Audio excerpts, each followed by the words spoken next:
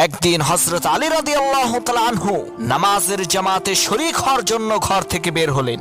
এদিকে কয়েকজন কাফের ফন্দি আঁকলো যাতে হযরত আলী নামাজের জামাতে শরীক না হতে পারে। তাই তারা হযরত আলীর পথে দাঁড়িয়ে রইল।